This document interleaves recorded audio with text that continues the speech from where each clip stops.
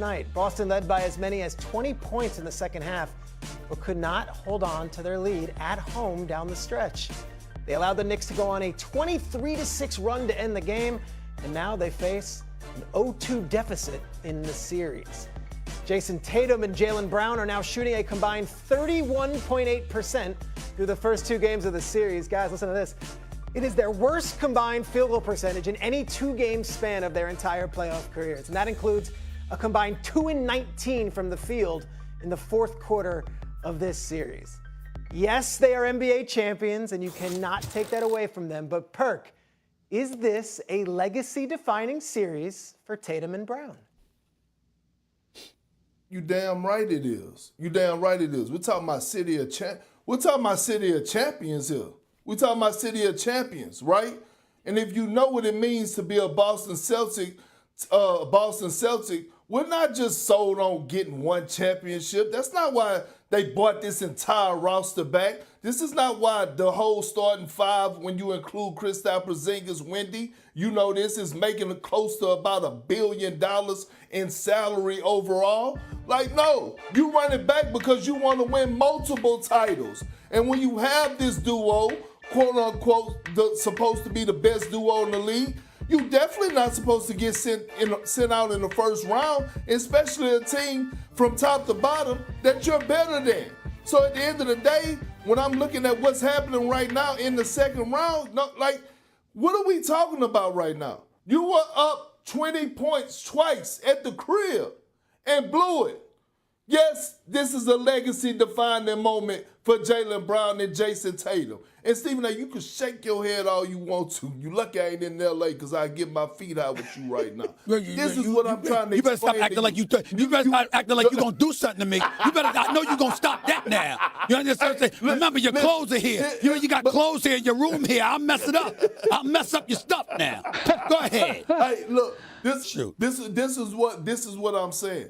Do you know how many former players wish they had an opportunity to play on a championship team or even compete for a championship? And here you are. You have that. The Celtics have provided you that. They provided the necessary pieces around you to go back and repeat and run this thing back. And right now you're putting on this type of performance?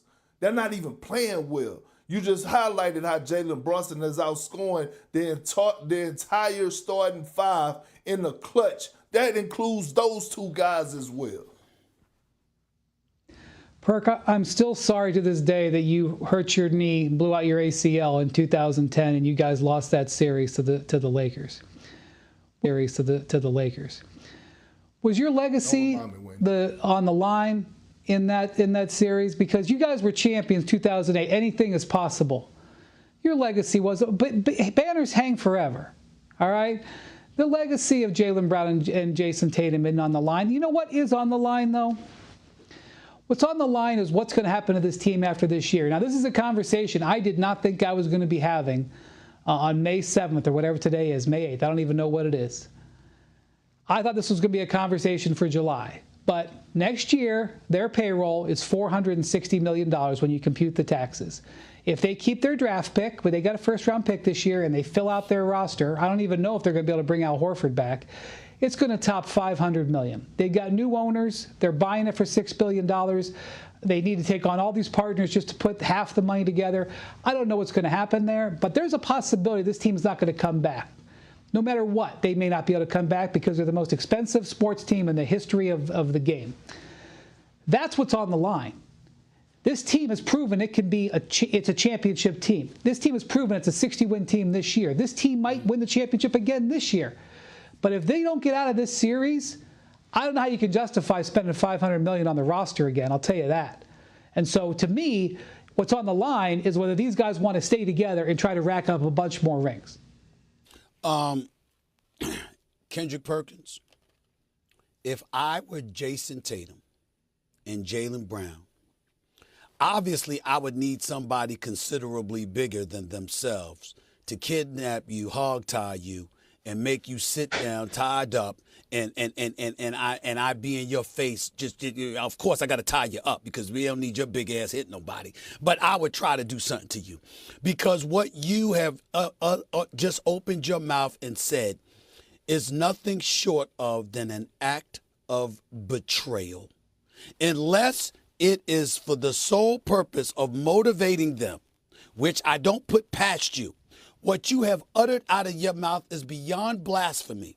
It is betrayal. I would remind you, yes, you got injured. Yes, that played a pivotal role in you losing in the finals to the Los Angeles Lakers in that Game 7 where Metta World Peace hit a 3 and blew the kiss at the crowd and all of this other stuff. But last time I checked, you, KG, Paul Pierce, the truth, Ray Allen, one of the great shooters in NBA history, and Rondo, okay, with the rest of the crew, got one title. How many Tatum and Brown got?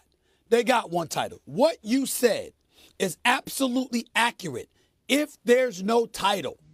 But because they hung a banner in the rafters, okay, let me break down to you what Jason Tatum and Jaylen Brown has done since Brown arrived in 2016 and Tatum arrived in 2017. Brown has been the 6 conference finals. Tatum has been the 5. They've been the 2 NBA finals. They've won a championship. They have never, ever, ever missed the playoffs.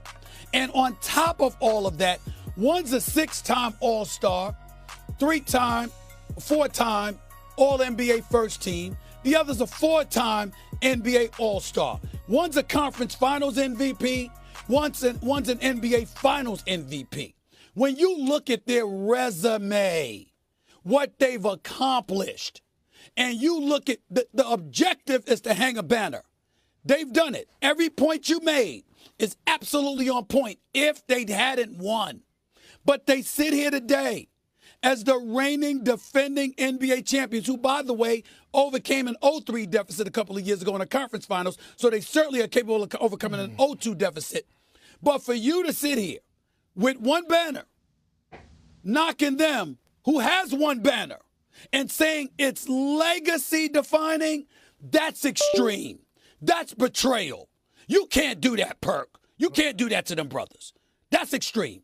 Well, first of all, you can't tell me what I can and cannot do. That's wrong. How about that? It's wrong. Second of all, how about that? Second of all, we're not talking. See, it may be cool when you just brought up the resume for as conference finals and making it to the NBA finals.